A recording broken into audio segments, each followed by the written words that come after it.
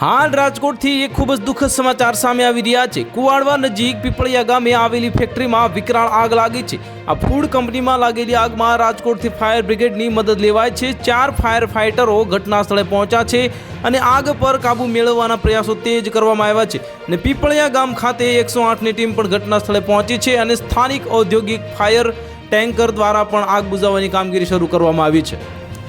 આ ફાયર વિભાગે major call જાહેર કરતા સ્થાનિક પોલીસ પણ ઘટના સ્થળે પહોંચી છે અને સદનસીબે હજુ સુધી કોઈ જાનહાનિના સમાચાર નથી। તો પીપળિયા ગામે આવેલી કેબીઝેડ ફૂડ નામની નમકીન ફેક્ટરીમાં આગ લાગતા અફરાતફરીનો માહોલ જોવા મળી રહ્યો છે, જ્યારે આગ વિકરાળ બનતા ધુમાડાના ગોટે ગોટા જોવા મળી રહ્યા છે।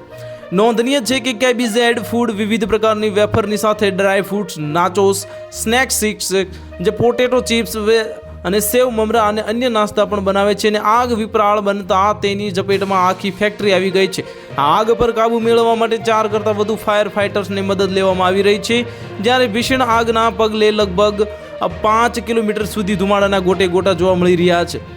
બીજી બાજુ ફેક્ટરીમાં રહેલા તેલના જથ્થા અને પેકિંગના સામાનને કારણે વધુ આગ પ્રસરી હોવાનું પણ મનાઈ રહ્યું છે અને બીજી બાજુ ઘટના સ્થળે હાજર એક અધિકારીએ જણાવ્યું કે કદાચ બોઇલર ફાટતા આગ લાગી હોવાની ઘટના બની હોઈ શકે છે, પણ હાલ કોઈ ચોક્કસ કારણ જાણવા મળ્યું નથી અને ફેક્ટરીમાં કામ કરતા એક કર્મચારીના જણાવ્યા અનુસાર ફેક્ટરીમાં 200થી વધુ કર્મચારીઓ કામ કરે છે। તો હાલ માટે આટલું જ, મળીશું નવી અપડેટ સાથે। જો તમને અમારા વિડીયો પસંદ આવતા હોય તો વિડીયોને લાઇક કરી દેજો, ચેનલને સબસ્ક્રાઇબ કરી બાજુમાં આવેલા બેલ આઇકનને દબાવી દો, જેથી તમને આવા સમાચારની અપડેટ મળતી રહે।